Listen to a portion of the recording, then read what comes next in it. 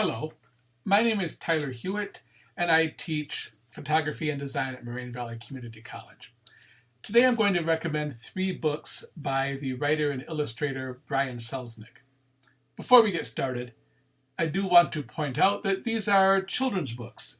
They're at about the same level as the Harry Potter books. That matters not to me, hopefully not to you either. I've never been limited in what I've been allowed to read. When I was a child, I could read books at any level. And while I mostly read children's books, I read plenty of adult books as well. And the same goes as me as an adult. I read mostly adult books, but I occasionally read children's books as well. So if you don't mind a book written for a younger reader, I've got 3 really great ones for you.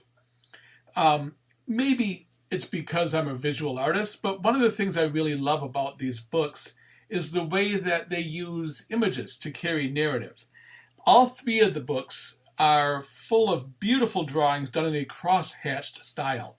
So cross-hatching, if you don't know, is sort of lines which overlap each other, and the thickness of the line and how close the lines are spaced determine how light and dark that part of the image is read. I can show you an example. I've got one of the books right here that I'll be reviewing. If I hold that up by the camera so you can see what I mean about that cross-hatching thing, where lines are lighter and thinner in areas meant to be seen as lighter, and they're thicker and closer together in areas meant to be seen as darker. Anyways, these are really beautiful drawings throughout the books, and they're not just illustration.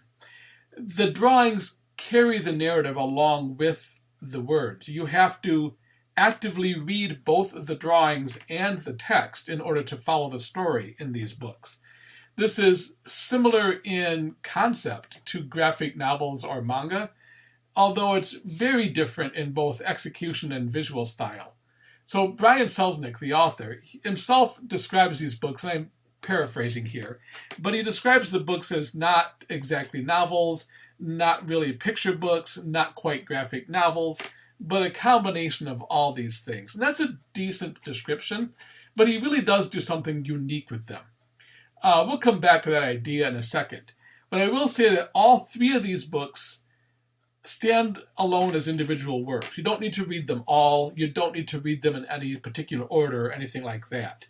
They don't exist in the same universe and timeline. Or maybe it's more accurate to say that they all exist in our universe, not an invented fantasy universe. But they do take place in different times and in different places. They do share similar themes, however, in addition to the very original use of illustration to carry narrative content. In all 3, characters discovering who they are and finding their place in the world are major motifs. In addition, these are complex, sometimes complicated works. All 3 of these novels share an interest in that kind of amorphous area where reality meets fiction, and they explore how the personal narratives that we construct for ourselves are often a mixture of fact and fiction. They also do just a really fantastic job of instilling a sense of wonder in the reader. And that's happening to characters in the books as well. Characters are experiencing wonder as we're experiencing it. This may seem like a lot for children's books to take on, but it's all handled really well. Selznick starts with an assumption that his readers, even if young, are intelligent enough to grasp the ideas at play in his books. That they all instill a strong emotional connection with the reader probably makes that easier to achieve. So there are 3 books I'm going to look at. The first one is The Invention of Hugo Cabre, and this was published in 2007.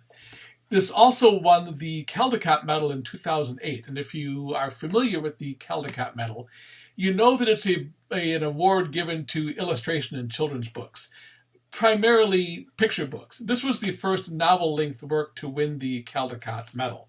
It's won numerous other awards. You can see the sticker here. It was a finalist for the National Book Award. It's been a really well-known, as a bestseller book, very popular, very well-known book.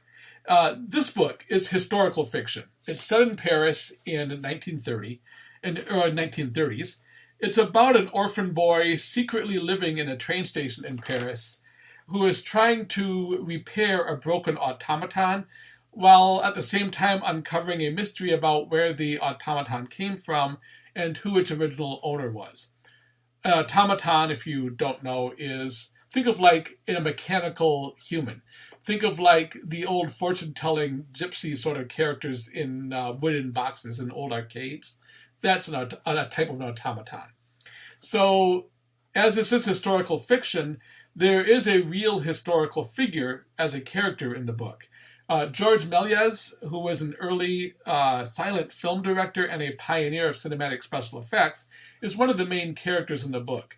And just as a quick aside, if you've not seen Méliès's work, you really should. His work is really imaginative, really fun and playful, and it's really outstanding examples of early silent film. And you can find it very easily. We all know where to go to search for video clips online. Just go there and type in Méliès, or his best-known film, I believe, is called A Journey to the Moon. It was made in 1916. You'll find that if you do that search very easily. And all his films are really worth watching. He's made actually hundreds of short films. Anyways, back to the book. This novel, the way it's structured, I've mentioned already that these books use illustration to carry the narrative content. So the way this works is there are pages, sometimes several, 10 or 12 pages in a row, of drawings interspersed amongst the text. And it quickly becomes apparent that these drawings are not just illustrating a story, but they contain crucial parts of the narrative. At times, you will be looking at drawings, again, several pages of drawings. You'll turn the page and it'll go back to text, but the text continues with what was conveyed in the drawing.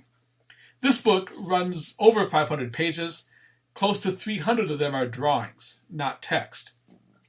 I've got another aside.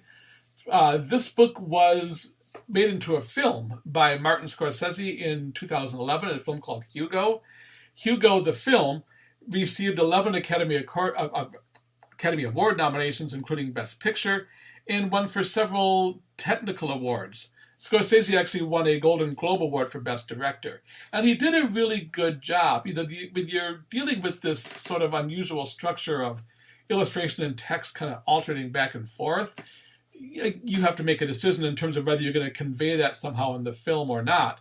And Scorsese didn't, but he did carry the story of the book in a really well-made children's film that really captures the spirit of the book really well. So I'd recommend the film, but I especially recommend the book.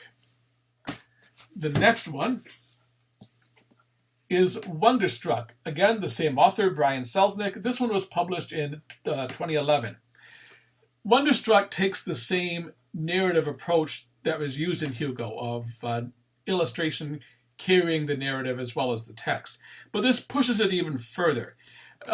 Wonderstruck alternates between two stories, one told in text and one told completely through illustration.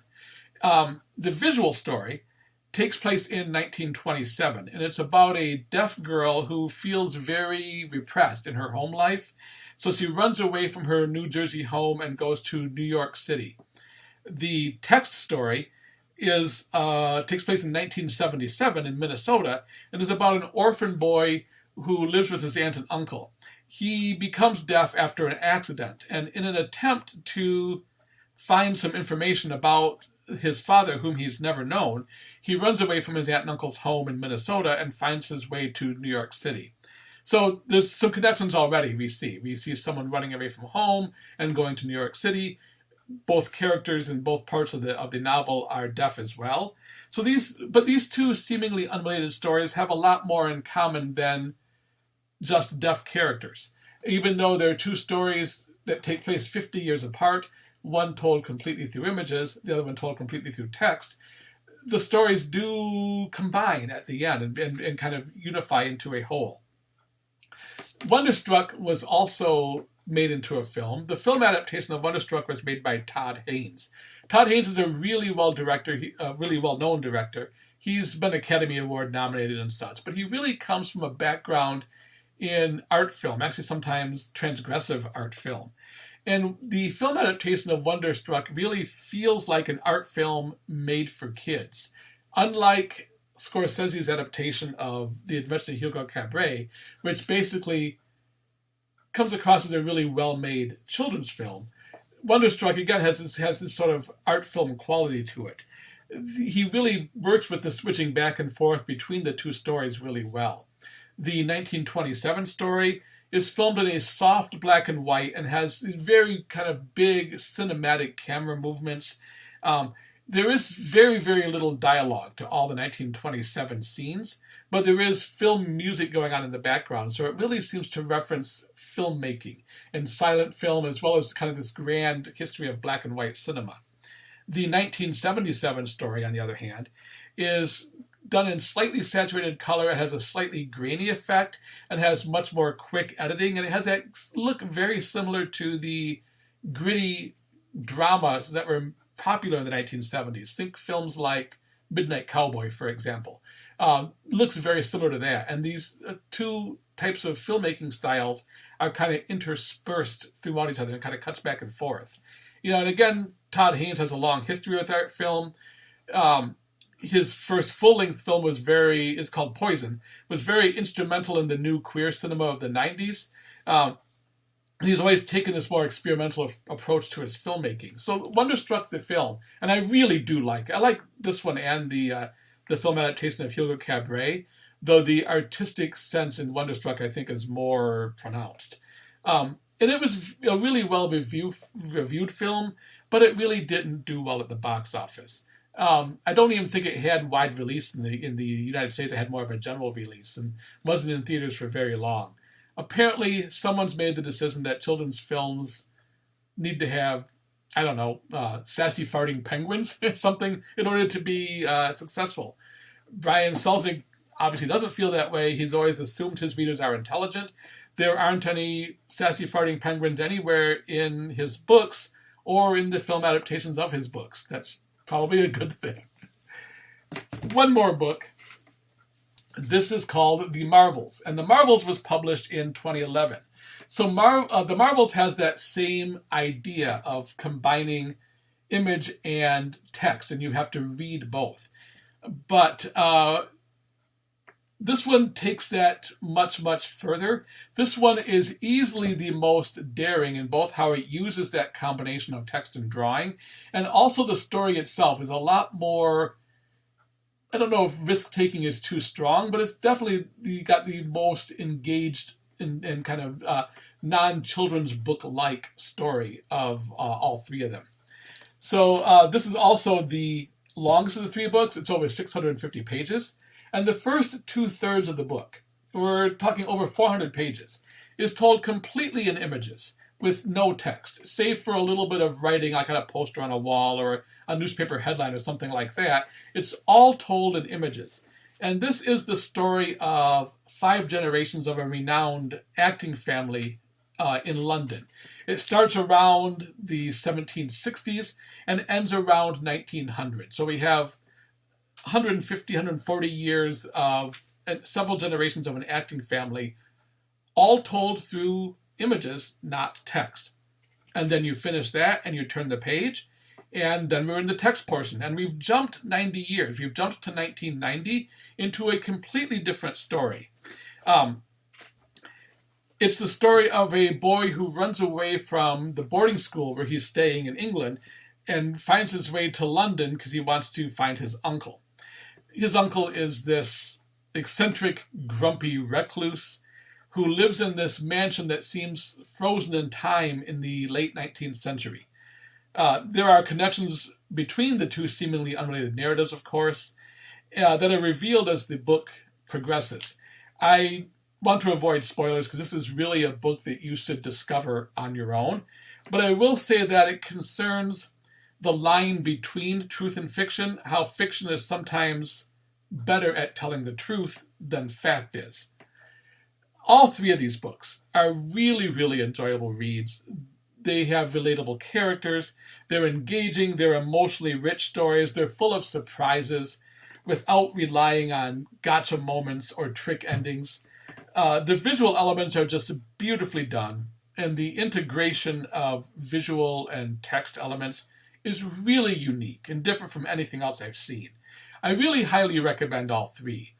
And you can, again, they're unrelated, so you can start with any one. I would say the Invention of Hugo Cabre is the most straightforward one.